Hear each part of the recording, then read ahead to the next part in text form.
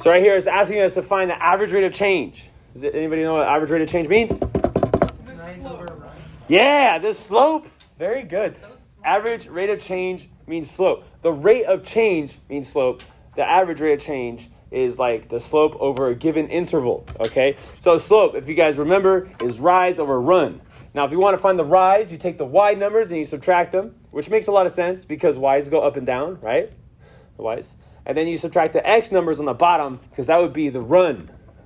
A very important thing that you need to remember is that the x2, y2 point, they're on top of each other, and the x1, y1 point are on top of each other. It doesn't matter which point is the x2, y2, and which one is the x1, y1. But anyways, we'll get to that. Okay, so it says, what is the average rate of change of f over the interval -2 to -1? Now this interval, those are the x numbers.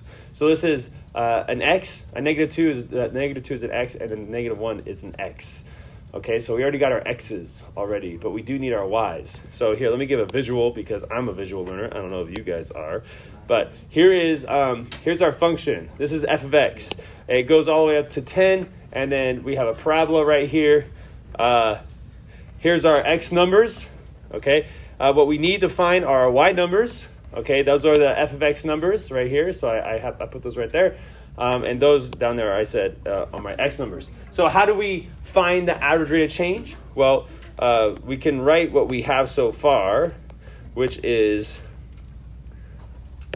-1 minus -2. Those are our two x numbers.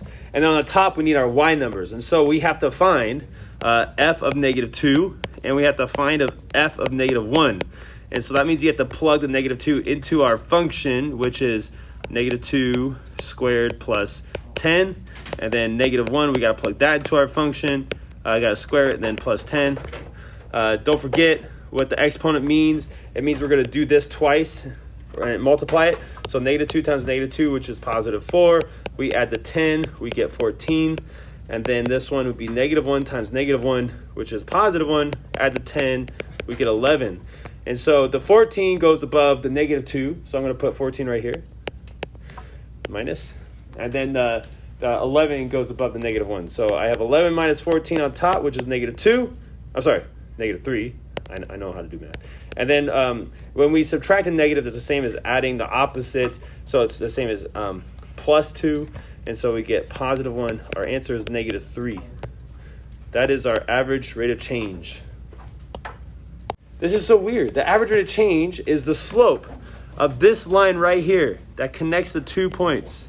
So you could actually count the rise and the run that way if you wanted to.